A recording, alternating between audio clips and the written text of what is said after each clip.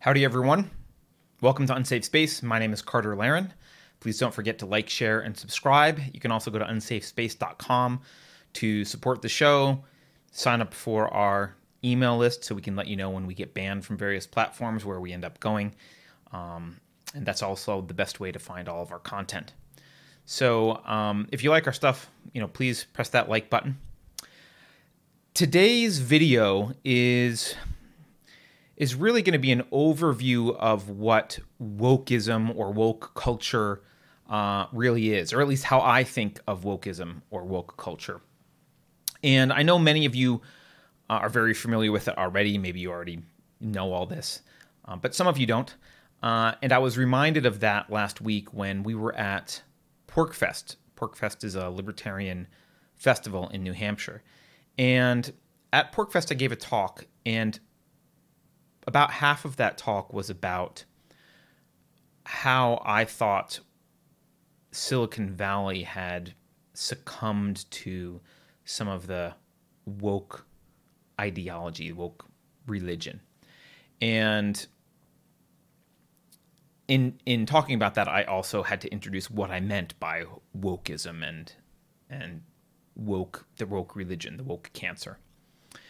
And I was reminded that even though it's something that we talk about a lot on this channel, and we interview people like James Lindsay and Helen Pluckrose who devote their lives to studying this stuff, I realize that a lot of people are still encountering this kind of thing for the first time often. And they're still a little bit stunned by it. And maybe you're one of those people that's still a little bit stunned, maybe a little bit confused about this religion that seems to have possessed your friends or your family or colleagues or other people in your community. And if you fall into that category, hopefully this will help you think about or give you a framework to think about what that is. So first I'm going to try to briefly shed some light on what that woke religion, and it is a religion, what it actually is, what does it stand for, what are the kind of unifying beliefs of the system. And after that, I'm going to attempt to at least partially explain how Silicon Valley, Silicon Valley is this, it's undeniably productive, right? You don't have to like it. I know a lot of people hate Silicon Valley, but it's undeniably productive. It's a region of the country with, filled with high IQ entrepreneurs, right? So it's kind of weird. How did it find itself devoid of any kind of functioning immune system from this woke cancer? So it ends up infecting all of Silicon Valley, and with this ideology that's a religion that's really anti-scientific, anti-intellectual, and fundamentally anti-human. And so I'm going to try and explain, at least partially from my perspective, why this cancer could kind of metastasize in Silicon Valley. All right. So the first thing I want to start with is I'd like to classify this, and I really do strongly believe this is a religion. It might not be a good religion. It's a religion, though. You could say it's a cult, because cults are kind of a subcategory of religion. Now, some people call this an ideology. Some people call the wokeism an ideology. And Jordan Peterson often refers to a quote that from Carl Jung that goes like this. People don't have ideas. Ideas have people. Right? That's one of the quotes he uses a lot. And similarly, there's a historian and social critic whose name was Morris Berman. And he kind of improved on that Jung quote. I think it's an improvement. But by differentiating between ideology and ideas. He made those two separate things. And his version of that quote is, an idea is something you have, and ideology is something that has you. Now, I know both of these aphorisms are aesthetically pleasing in some way, right? They resonate with me too. They're kind of these neat little aesthetically pleasing things. But we're not going for poetry or aesthetically pleasing stuff. We're going for precision here when we try and talk about anything philosophical. We need precision. And those statements are not always true. And you know that. I mean, I'm not telling you anything you don't know. You know those statements aren't always true, right? The Carl Jung quote implies that people don't have agency and are kind of these passive vessels through which ideas manifest themselves. It's almost, that quote almost makes it sound like ideas have agency, but people don't. And the reason it resonates with us and it's aesthetically pleasing and kind of viscerally attractive is because it certainly feels like that sometimes when someone's gripped with an idea that's kind of rabidly and irrationally held. It certainly seems like they're possessed. So that's why that's attractive. But of course, that's not always the case. We know that, right? People can act with agency. They can consciously choose the ideas that they hold, thankfully. And they can remain open to questioning those ideas and possibly altering or replacing them based on new evidence or a new understanding or a good argument that they hear. So that is capable. So clearly it's not always true that ideas have people.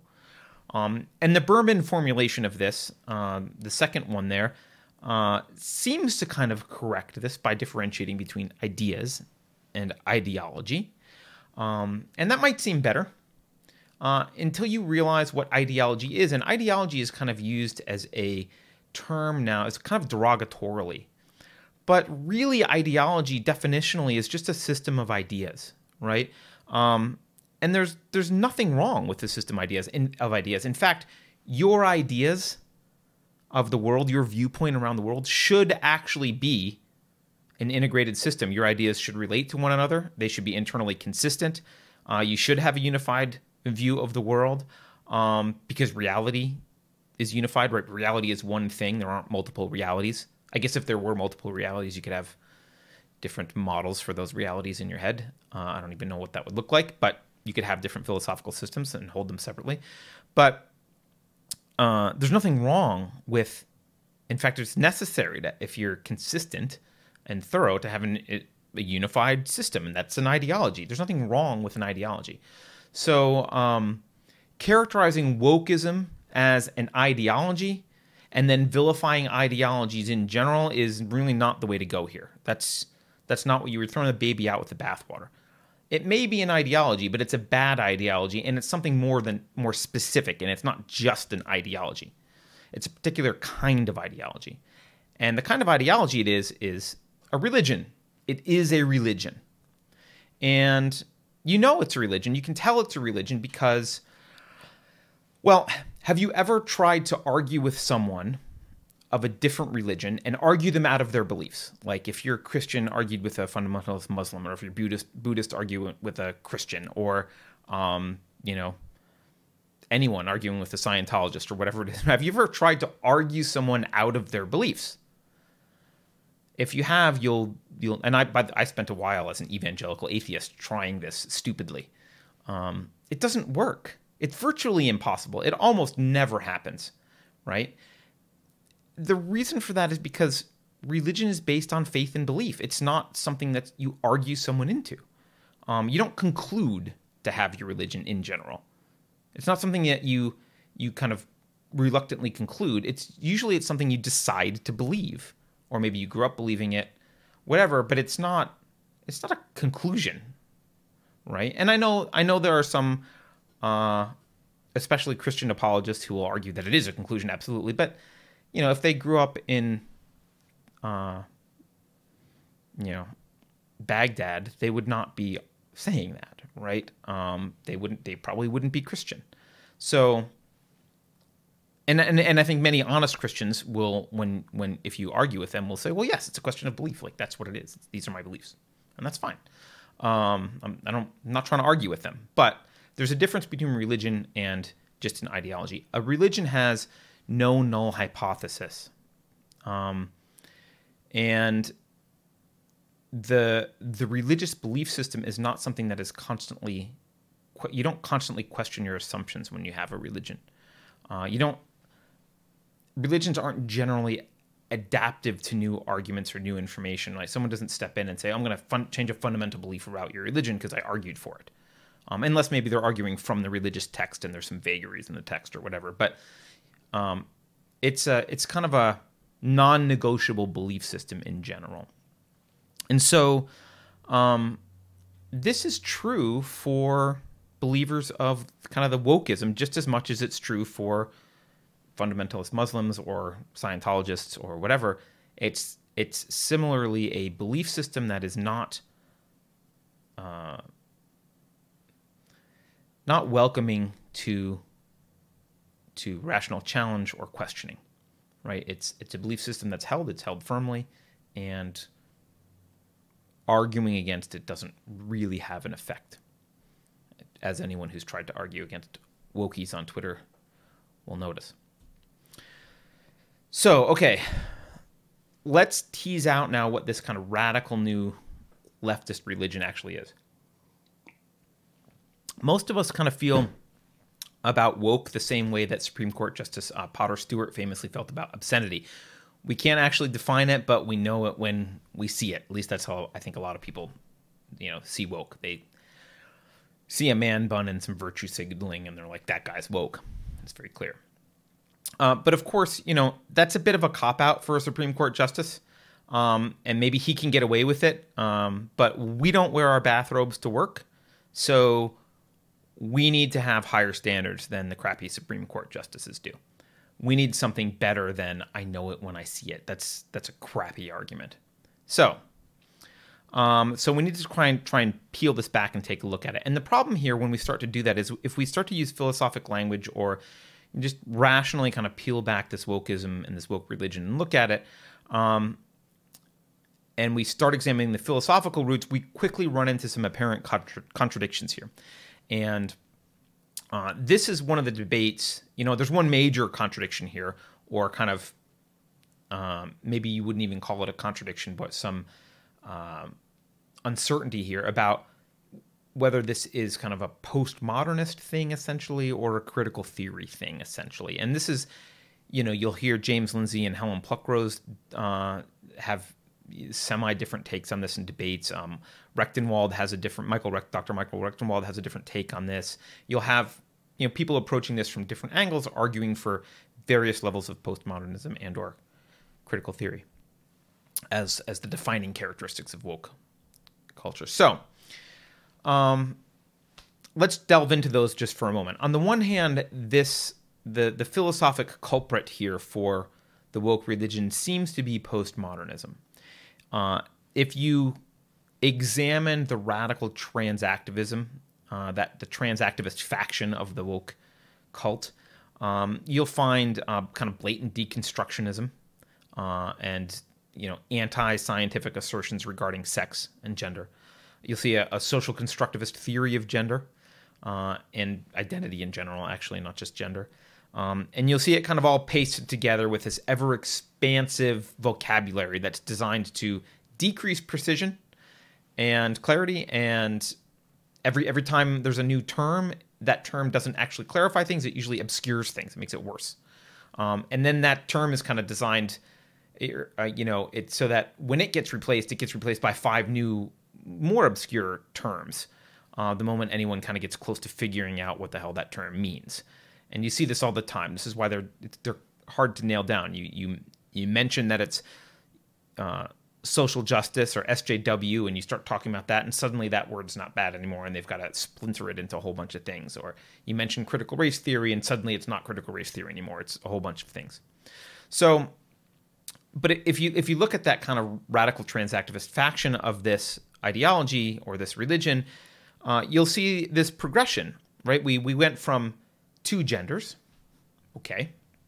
This is how you can see the postmodernism leaking in. So we go from 2 genders, and then there's there's 3 genders because some people maybe are intersex. Maybe that's the justification. And, some reasonable people might say, well, okay, I guess. I mean, there's a small percentage of intersex. And I don't know, you want to have an unknown gender? Okay, fine. Or, or maybe that category is for David Bowie and I don't know, whatever.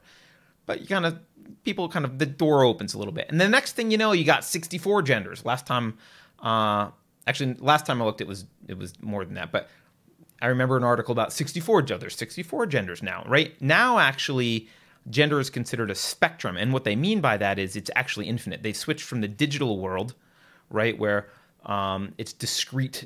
There's a discrete number of genders, 2, 3, 4, 5, 7, 64, whatever the number is, to this continuum, which a continuum basically implies it's infinitely divisible. So there's basically an infinite number of genders because it's now a spectrum.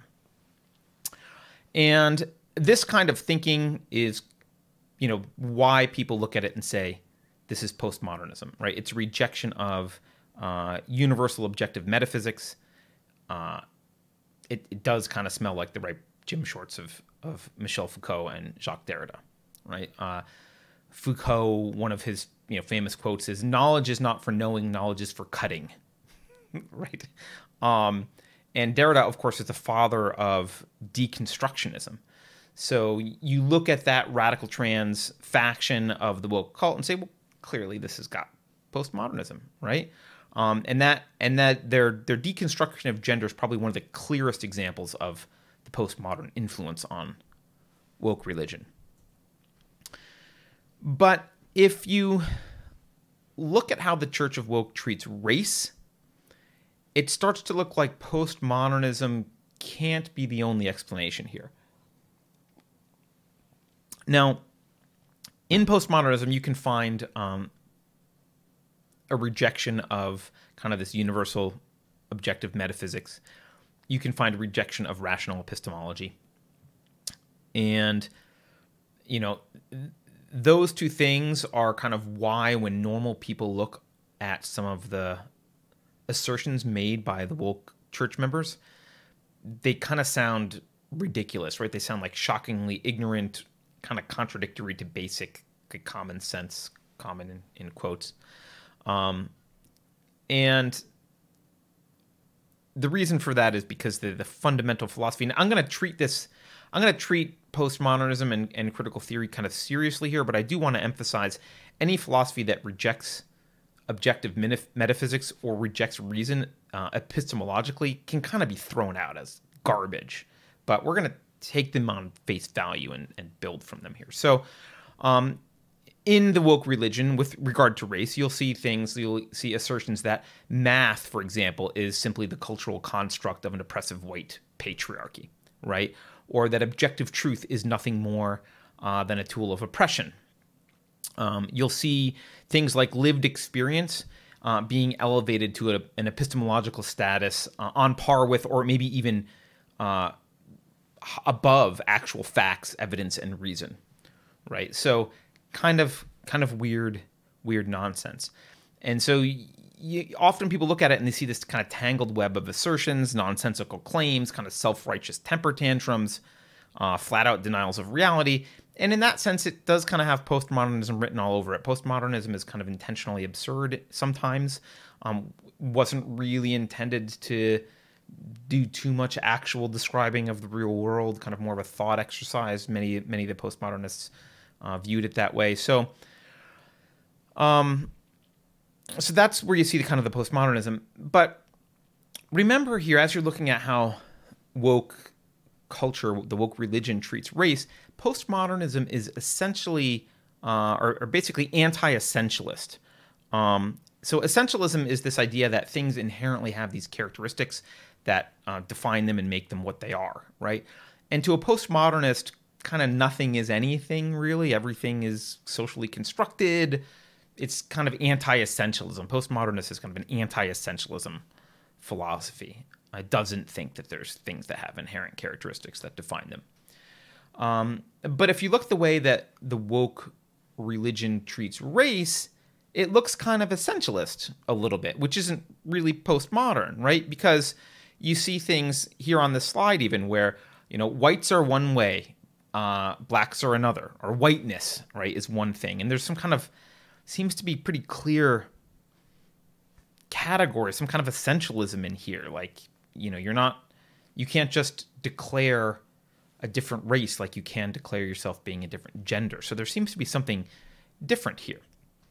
Now, it would appear that the woke religion's kind of maniacal fixation on racial collectivism, which, by the way, they've sinisterly named anti-racism, it seems like it's based on this kind of racial essentialism in some way. And you do hear people make that argument.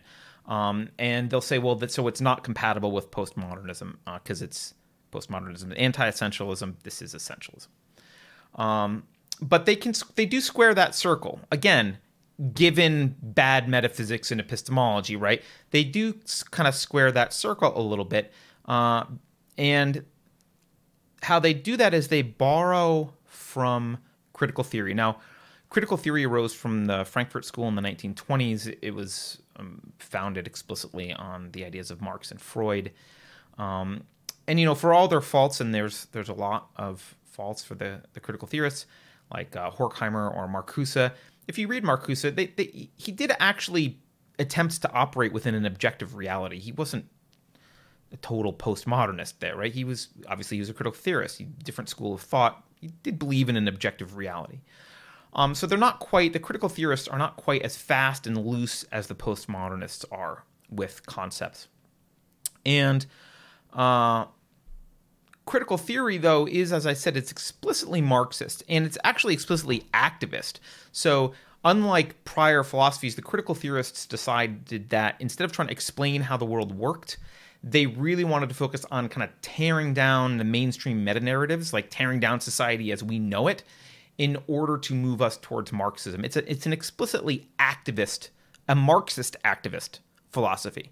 And this is not my characterization of it. This is the characterization of the founders of critical theory. So that's kind of what critical theory is. But critical theory is not essentialist. Critical theory does argue, so it's not an essentialist.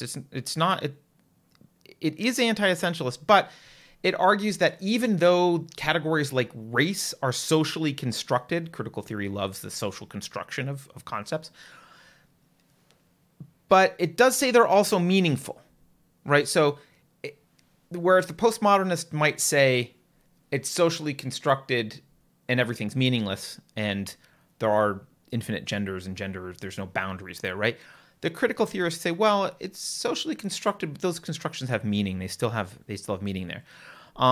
Those boundaries kind of still exist, and they're still important. And even though both postmodernism and critical theory are anti-essentialist, those two views are incompatible, because the postmodernists, their version of anti-essentialism is kind of no boundaries, and the critical theorist version is, well, it's not essentialism, but there are boundaries and they do matter.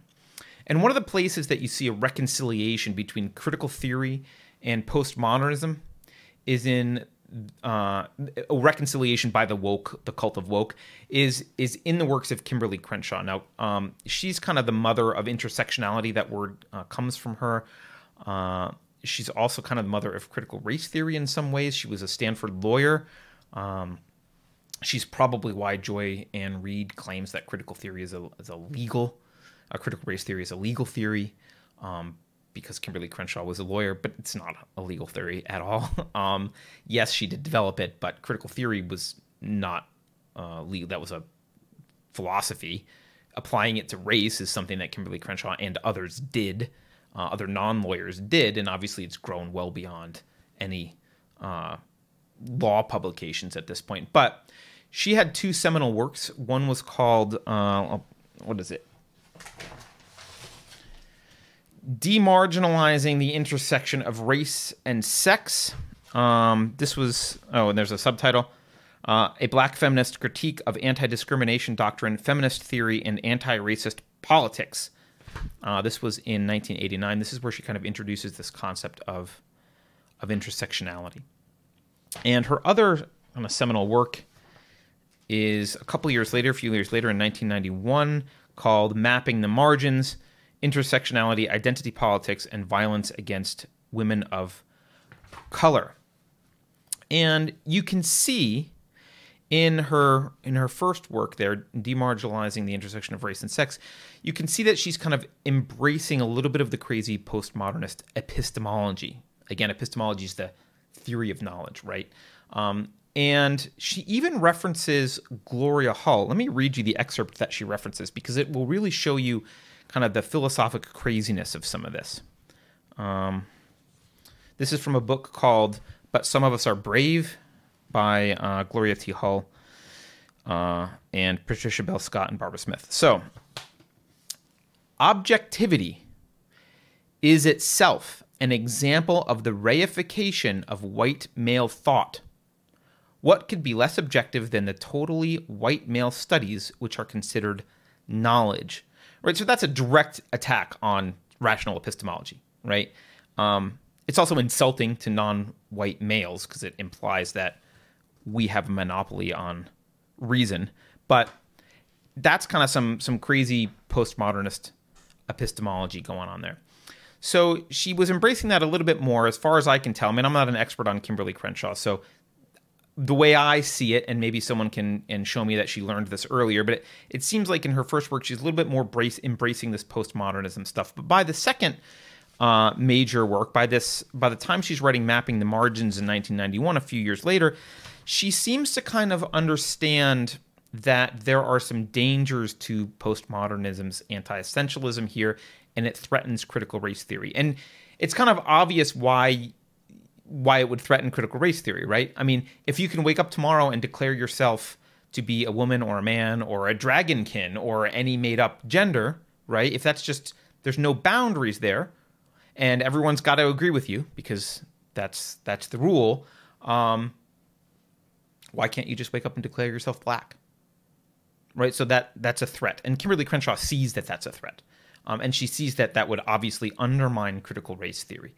So what she does, I mean, she's not a dumb lady. She does a good job of integrating these two things. And she does this using the argument that I just gave above, this idea that categories exist, but they have meaning. Even though they're socially constructed, they have meaning. So let me read from, and she does this when she writes Mapping the Margins. She kind of combines these two, and she says, let's see. One rendition of this anti-essentialist critique that feminism essentializes the category woman owes a great deal to the postmodernist idea that categories we consider natural or merely representational are actually socially constructed in a linguistic economy of difference. So this is where she's saying, hey, postmodernism has some value here. But here's where she's going to introduce, she sees a problem. While the descriptive project of postmodernism of questioning the ways in which meaning is socially constructed is generally sound, she likes it, this critique sometimes misreads the meaning of social construction and distorts its political relevance. Now remember, for a lot of these people, if we think about them often as critical theorists, and we'll talk about why you can think of postmodernists in a similar way here, their primary direction, their compass is really a political compass. They have a political agenda. So she's kind of annoyed at how what she's calling the misreading of postmodernist social construction distorts the political relevance. And so she goes on to say, but to say that a category such as race or gender is socially constructed is not to say that the category has no significance in our world. On the contrary, a large and continuing project for subordinated people, and indeed one of the projects for which postmodern theories have been very helpful, is thinking about the way power has clustered around certain categories and is exercised against others. And later she says, it is then a project that presumes that categories have meaning and consequences. So this is Kimberlee Crenshaw rushing in to save critical race theory from the kind of logical consequences of this completely boundaryless postmodern view of concepts like gender and race, and the kind of balls to the walls postmodernist deconstruction. She's got to rush in and say, yeah, it's socially constructed, but it still matters. It still matters just because it's not socially constructed. Just because it's socially constructed, just because it's not essential, doesn't mean it doesn't matter. Now, she's not the only one to mix the postmodernism with critical theory here. She's the kind of first one that I noticed doing it, but again, this isn't my area of expertise. I've read her a little bit, though. There are people like Judith Butler, for example, who consider themselves critical theorists. I think that's, like, officially she's a critical theorist. And she kind of does the opposite. She uses critical theory to attack gender and sexual norms, but she also uses the language of postmodernism to construct her theories, kind of like obliterating boundaries there. So she kind of, people have quoted Judith Butler before because she's this excellent example of like she spins these elaborate self-contradictory webs of language, which is one of the reasons she makes herself completely incomprehensible here. It's lots of delicious postmodernism, but she kind of is doing the opposite of Kimberlee Crenshaw in one sense here, which is that she uses critical theory to accuse the gender norms of being socially constructed, but then she goes full on postmodernist to like completely break down those barriers, usually, rather than saying, yeah, but they have meaning, right? Whereas Crenshaw said, yeah, they have meaning. So, in general, I think you could probably try and apply Crenshaw's arguments to gender, but they mostly won't. They might do it if there's some feminist reason to do it, but it looks like that's not really even happening anymore. If there are feminists doing that, they're probably called TERFs. But there's nothing really that would stop Crenshaw's arguments from applying to gender. So, and in general, both postmodernism and critical theory, they're both kind of horrible philosophies. As I said at the outset, like when you've got a philosophy that's going to reject rational epistemology, you can kind of throw it away. But they're not the same horrible philosophy. They're two different horrible philosophies. And there's a bit of conflict here in them, right? And that conflict is kind of arbitrarily rectified based on political agendas. Crenshaw rectifies it one way, the gender theorists rectify it a different way. So kind of both of those contradictory things exist in one kind of church of woke here. So the question here is, they're both bad philosophies. What ties the two bad philosophies together? Well, you might say a third bad philosophy, and you wouldn't be wrong. As I mentioned, critical theory itself is literally founded on the works of Marx and Freud. And it's an explicitly activist, Marxist philosophic system. That's what it's for. Postmodernists actually are basically almost all influential postmodernists, not all of them, but almost all influential postmodernists are explicit Marxists as well. They use the tools of postmodernism to attack the system they don't like, crossing their fingers and hoping that Marxism is what replaces it. A good person to listen to about this is Dr. Michael Rechtenwald, who's been on our channel a couple times. I've interviewed him a couple times. I think Carrie might have interviewed him once. I know Ian Kay interviewed him for The Great Reset. Dr. Rechtenwald was a postmodernist professor for decades, and a Marxist for decades. And he can talk extensively about how Marxism is kind of the de facto belief system underlying all of the postmodernists. And he would say that the postmodernists don't really intend for postmodernism to be taken seriously. And if something was going to be taken seriously, they want it to be Marxism. I don't think I'm misrepresenting what he would say there. So Marx does tie these two philosophies together, and it might seem convenient to just say, hey, they're a bunch of Marxists, which, isn't a bad first-order approximation. But it doesn't quite explain the rogue religion for the simple fact that not all of these cult members, not all of the members of this woke religion are Marxist. Maybe many at the top are, right? Many of those postmodernist philosophers are, and many of the critical theorists are.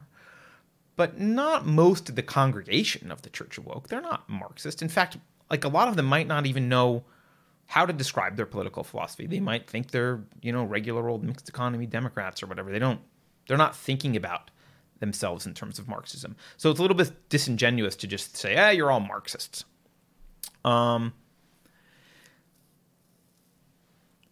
So what are they? I mean, one thing that makes the woke religion different from other religions, and this is kind of essential to, I think, to understanding what the woke religion is.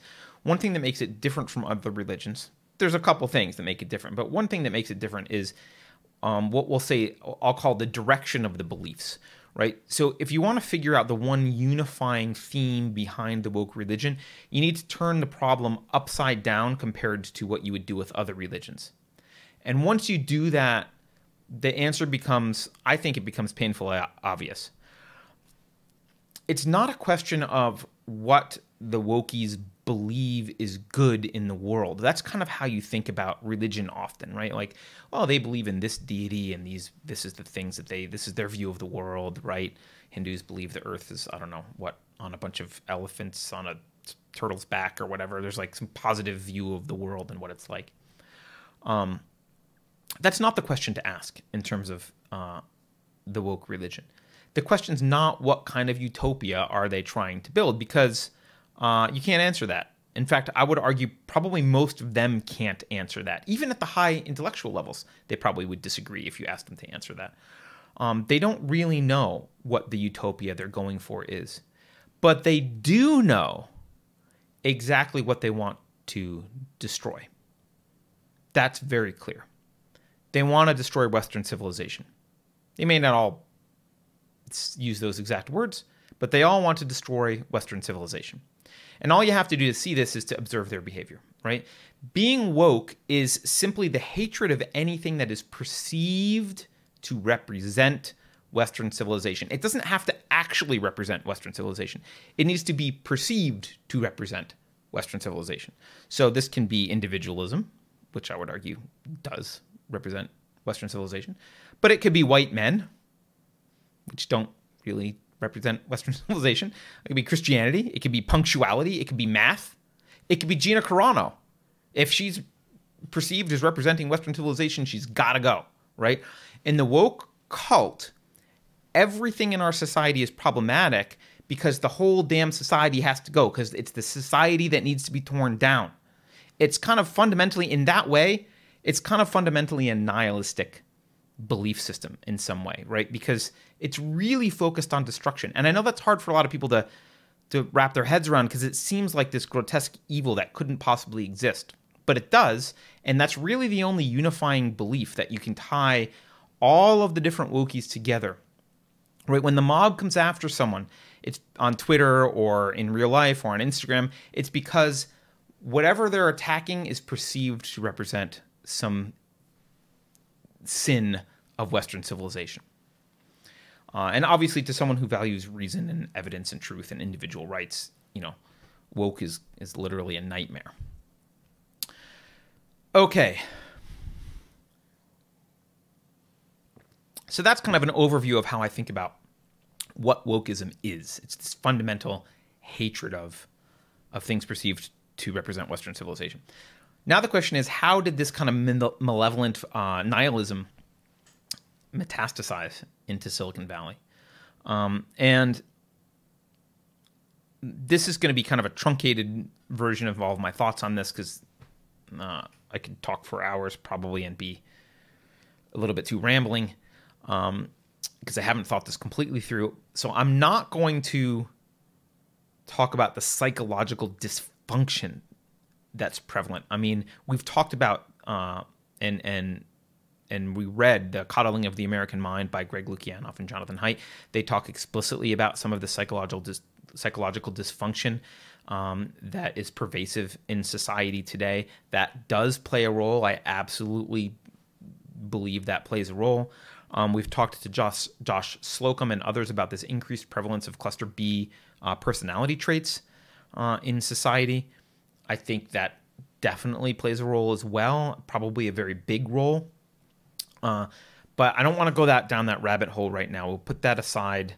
I think those things do matter a lot, but it's outside the scope of this. What I'm going to talk about is the non-dysfunctional, kind of common psychological traits and that are, I guess, kind of shared throughout society kind of normally over time, and how those relate. So this is kind of the non-dysfunctional traits and why that would work, or why that would set Silicon Valley up to be vulnerable to this. Now, the previous slide I just had up was a Stranger Things slide, if you didn't recognize it. And, when I see that show, I sometimes have to stop and ask myself, because I grew up in the 80s, and I ask myself when I look, say, how is it that 30 or 40 years later, these kids, the nerdy kids from AV Club playing Dungeons and Dragons, right? These kids from the 80s grew up to be zealots for this monstrous ideology. Like, how did that happen? How did that happen? And I think I think personally part of the answer lies in at least two psychological experiments that kind of reveal some truths about humankind generally.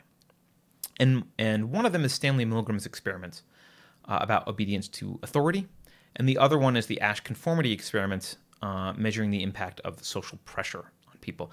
So I'm going to talk about each of those in turn, and then why and how they affect Silicon Valley. I guess how they are manifest in Silicon Valley and how that pertains to woke religions. So let's do the Milgram experiment first. In the 1960s, the early 1960s, Stanley Milgram began conducting shock experiments. Now, the goal here, they weren't real shock experiments. The goal here was to determine to what extent people would blindly obey an alleged authority figure, even when it meant hurting or potentially killing an innocent human being. And so he set up, there were variations of this, a few different variations, but basically he set up this ruse whereby the participant thought he was participating in the experiment with another participant who was answering questions, and he was supposed to be delivering shocks to this other participant based on whether the answers were correct or incorrect, and there was an authority figure kind of standing there saying, yes, go ahead, deliver the shocks, or just standing there completely until addressed, and just kind of watching.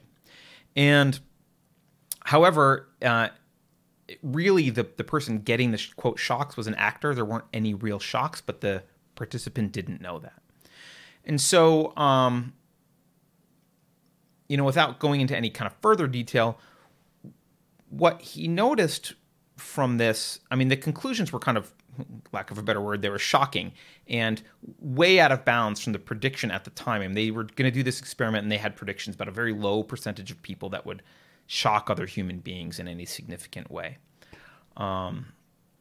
However, they found that people were very happy to shock other human beings. When someone claiming authority as an experimenter instructed the participant to deliver increasingly severe shocks to the guy giving the quote wrong answers in the other room, there was I guess I should explain the setup. There was a dial, and it had different levels that were labeled, like, this many volts, that many volts, and the different labels near each one. And the top sections were labeled danger, severe shock, and then after that it was labeled XXX, which presumably just means like death or something. I mean, right? That's the symbol for poison, right?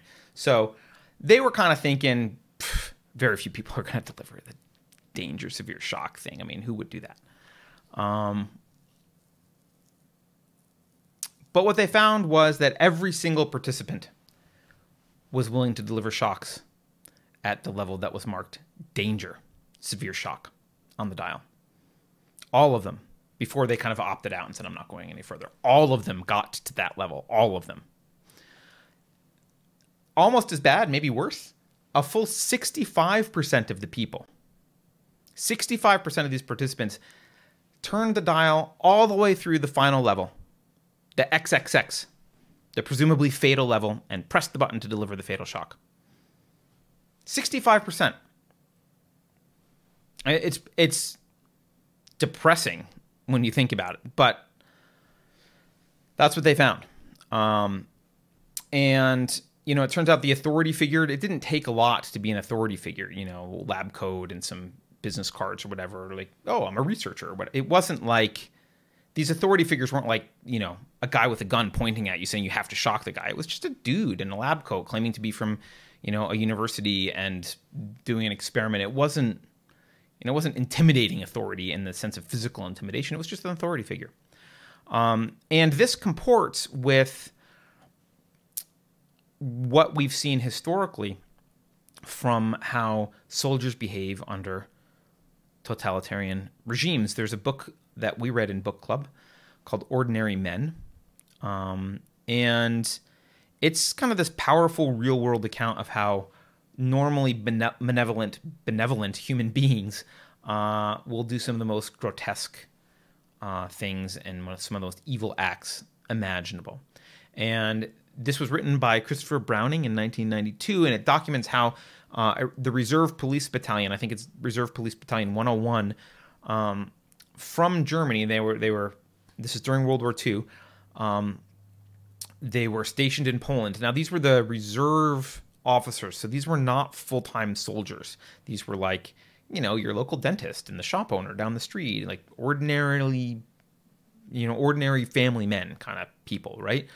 And they were shipped off to Poland to I don't want to say fight in the war, because I don't know they were fighting, but to behave in a way in the war. They were shipped off to Poland. They were activated. And this book documents how they reacted when the Nazi commanders ordered them to exterminate other human beings. And again, a frighteningly large number of them just complied. In fact, one of the things that was interesting about that book and scary was that the soldiers actually preferred not to have a choice.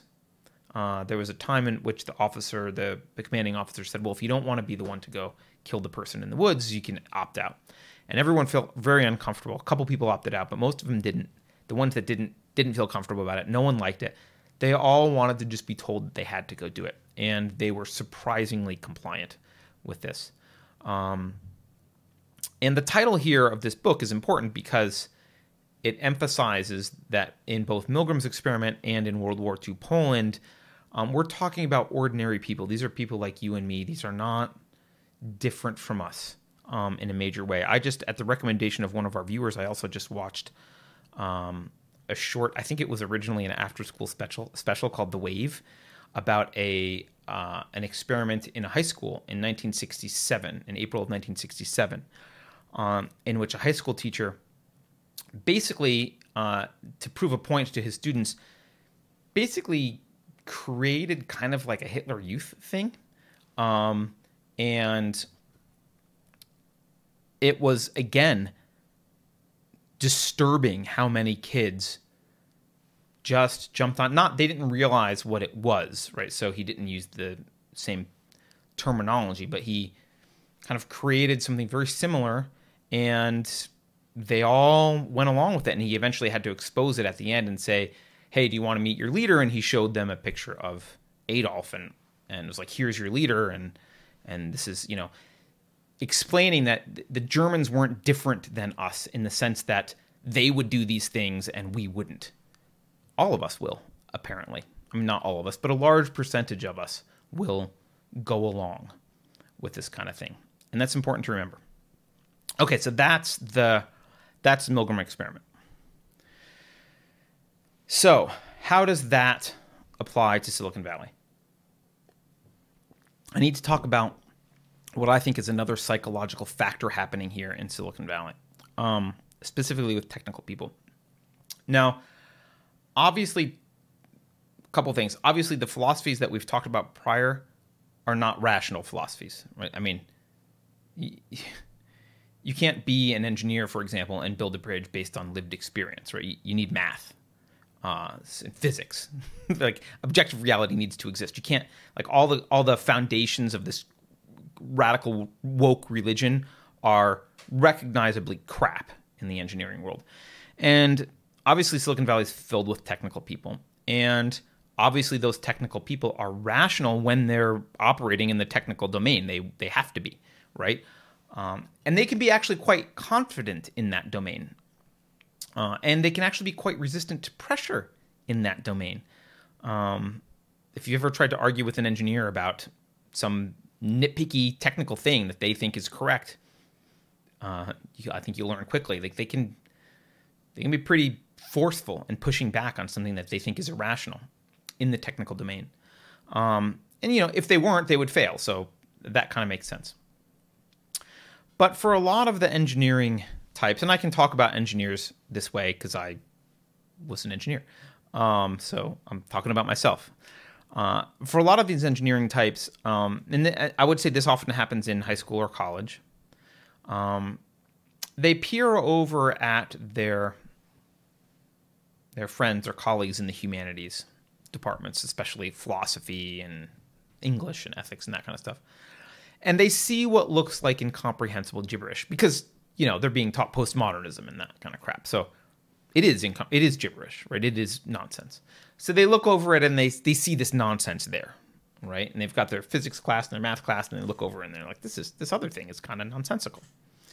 Now, they see it and they're like, that looks like incomprehensible gibberish. Now, they're right. It actually is incomprehensible gibberish. The modern philosophy kind of leaking from university humanities departments is in fact gibberish. But they give it the benefit of the doubt. So they take this, this irrational hairball that's been kind of coughed up from the worst ideas that history has to offer. They see that and they say, well, it looks like the emperor has no clothes, but I almost want to say they're too naive or too trusting or too gullible. They naively and generously grant their counterparts in the humanities the benefit of the doubt. They assume that if something is labeled research, and it takes a lot of work to produce, and it gets published in a respectable journal with lots of requisite jargon around it, they assume that if you get your PhD from a reputable university with the hearty approval of the faculty there, that it must be legitimate. They assume that it's rigorous. They assume that it has a null hypothesis and tested. They assume that it must have emerged from a critique of the best theories capable of explaining observed reality, and this is the one that works best. They assume it's going to be rational and true, because if they were applying reason to humanities, that's what would happen, right? If they were there, and they understood how to actually go about this and weren't intimidated by the humanities, they would have probably something similar to the scientific method. They would expect null hypotheses. They would try and tear down bad ideas. They would test with observed results. They would do all that stuff themselves. And so they're assuming that this is all just as legitimate as their field of study. So what happens here is they end up leaving the realm of ethics and philosophy generally up to experts that they assume are doing their level best to produce real knowledge, just like the engineers are doing. And then the engineers just, they make that assumption and then they go about their business, mostly ignoring the weirdos who can't code in the humanities building. And that was the status quo for a while, right? You could ignore postmodernists for quite some time and function in reality because they were,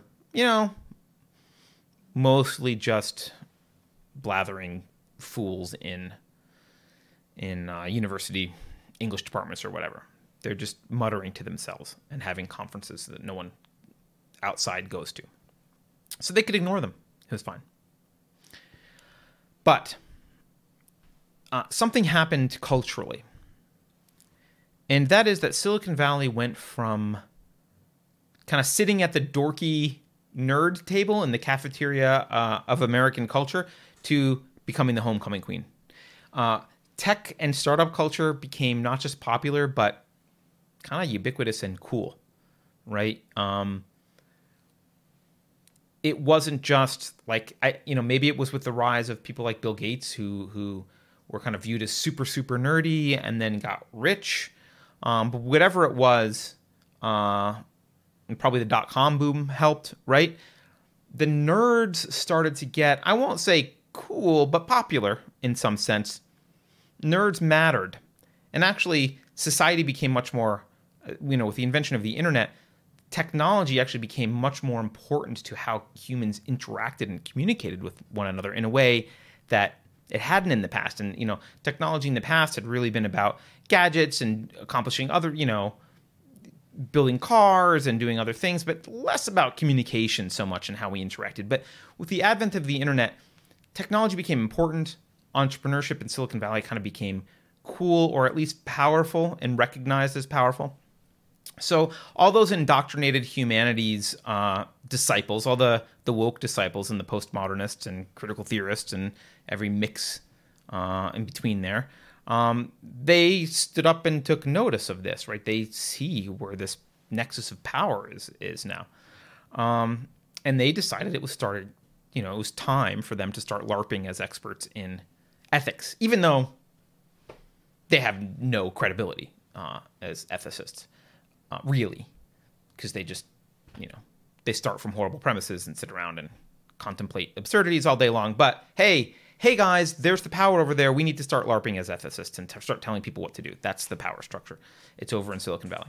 So they started writing articles and they started writing books. And as Silicon Valley grew, more importantly, they started infiltrating Silicon Valley. They used kind of vaguely moral-sounding aphorisms that the engineers were like, I guess, sure, you're, I don't know, you're the expert. And they came into a lot of companies, usually through the HR department. Even if it wasn't in companies, they were kind of were in the culture generally around these universities. Obviously, they're teaching some of these engineers. It became more important to kind of teach these engineers the ethics that they wanted when they were in school. But yeah, they infiltrated mostly through the HR departments in companies because the HR departments can do the most damage. They set culture, they hire, which is important. So they can do a lot of damage there. And I'll tell you, as an engineer, engineers hate HR. No one gives a crap about HR. No one wants to deal with HR. You start a company, and it's like this painful day when your company gets big enough and someone's like, we need HR. It's like, God damn it. I never wanted to need HR. I hate HR. It's kind of this like necessary evil. And so, you hire the disciple of Kimberlee Crenshaw from Stanford to run your HR, and just don't get me in trouble. Do whatever is right. I don't know what's right. I'm busy coding, right? And that's how your company gets infected with this. So Silicon Valley became accustomed to moral authority figures whispering in their ears incessantly because these moral authority figures started to come in. And these are figures that they've already granted moral authority to. Remember, they granted moral authority to these figures a while ago by virtue of their incomprehensibility, right? Like, oh, I don't understand it, but, they got a PhD, must be legit. They've got the moral authority. And so just like the subjects in Stanley Milgram's experiment, they just obeyed. Like, okay, well, oh, this is what's right? And they do things like say, oh, well, there's white privilege. This is just one example. They'll talk about white privilege. White privilege is a thing, right? And the average engineer is like, oh, it is? Oh, I guess it's like a proven thing that's been researched and studied, and I guess white privilege is a thing. They assume that you went through some kind of process, and there's papers on it. It's very, the Peggy McIntosh's knapsack paper is very well cited. I mean, everyone cites it, and oh, it must be legit. Right, so you must be an authority. Now, in fact, that paper is just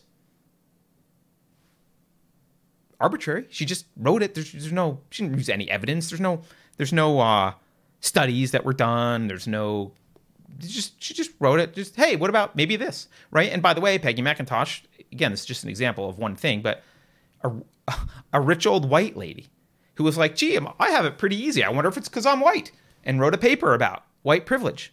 And that was it. That's it. That's it. That's the basis for it. It's like if an engineer was just like, hey, I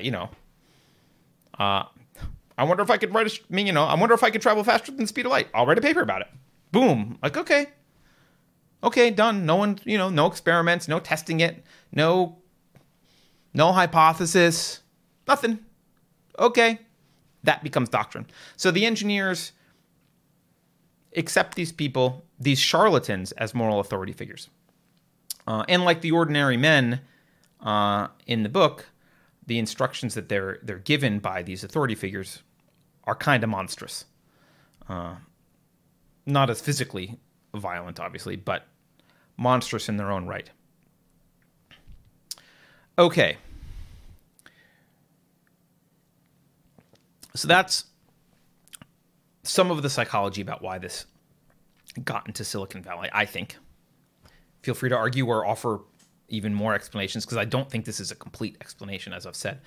But, that's not enough to kind of usurp the culture in Silicon Valley completely. Just the authority figures, I don't think it would be enough. The usurpation of the culture isn't really complete until you've convinced ordinary people not just to obey and succumb to pressure from authority, but to apply the peer pressure themselves to their friends and colleagues and family and community members. They need to be actively involved. For this to really become the problem that it is, ordinary people need to not just obey, but propagate this to each other. And that's where the Asch conformity experiment becomes relevant, which I mentioned was the second experiment I wanted to talk about. Solomon Asch was a Gestalt psychologist, pioneer in social psychology. And in 1951, he conducted an experiment at Swarthmore College.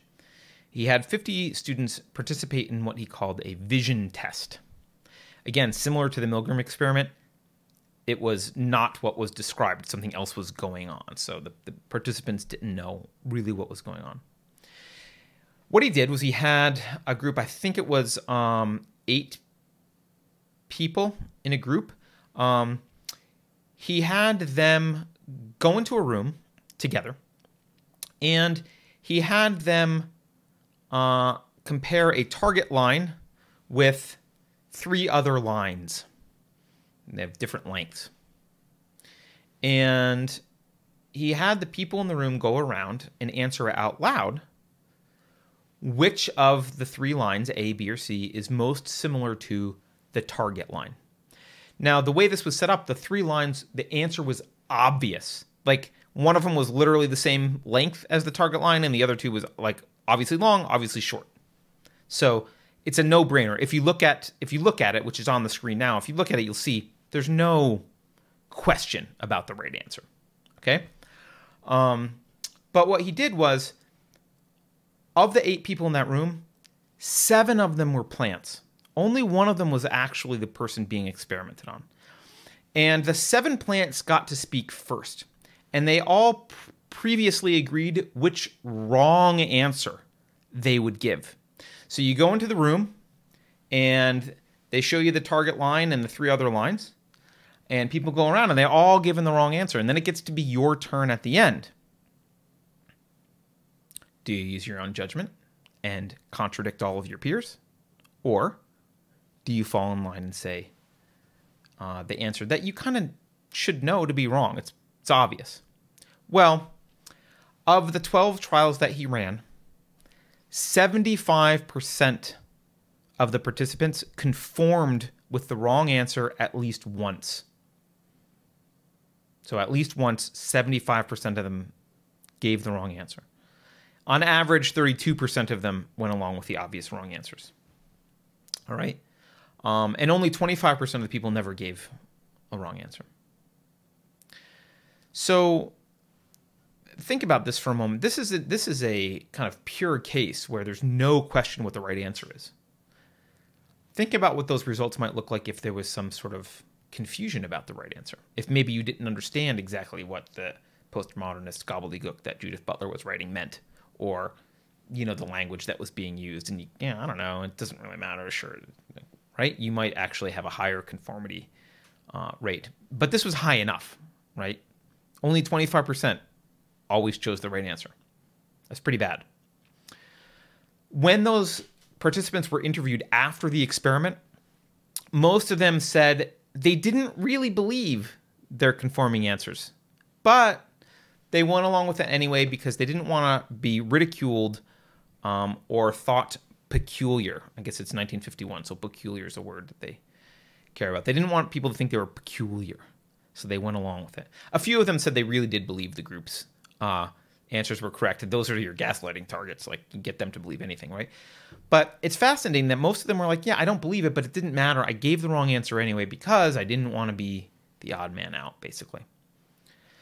So we have this situation now in Silicon Valley where every day the people there, not just engineers, but everyone in Silicon Valley, they're being told that the long line is the short one, right? They're being told that up is down, masculinity is toxic, biological sex is a fiction, individualism is racist, right? They're being told all of this nonsense. Whether they believe it or not is kind of irrelevant because they are willing to propagate it because they're afraid. Disagreement makes them anxious. They don't want to be ridiculed. They're afraid to agree. And frankly, those are much more difficult questions to answer than the line test. So you've got moral authorities telling them this stuff. They've deferred to the moral authorities because they've decided that, you know, humanities are, the ethics are outside of their realm of expertise. On top of that, you've got this kind of Asch conformity, peer pressure going on, propagating these ideas.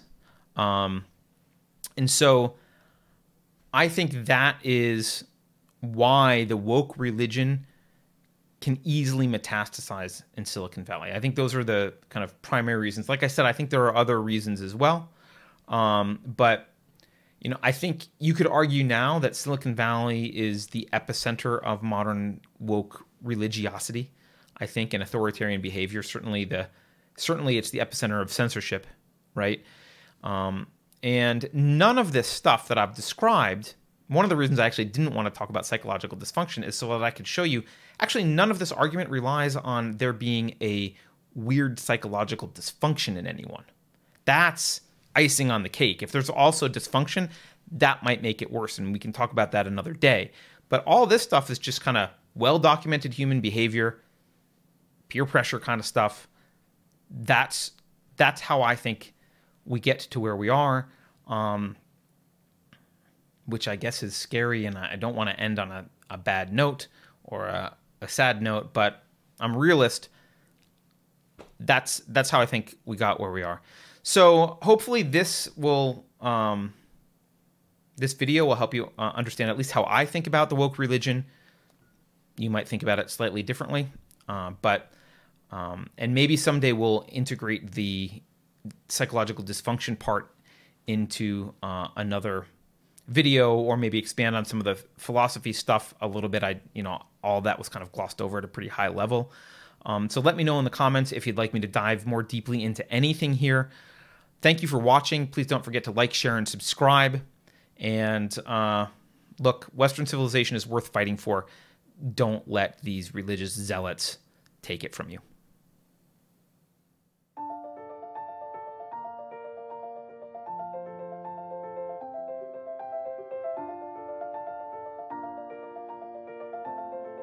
Thanks for watching. If you're new to the channel, we have a deep content library that includes interviews with everyone from Mike Cernovich to Megan Murphy, so go check it out. If you'd like to see more, please consider supporting the show by visiting unsafespace.com/donate. You can find us on all the major social media platforms, well, mostly. And you can find a community of like-minded individuals on our Unsafe Space chat on Telegram. See you there.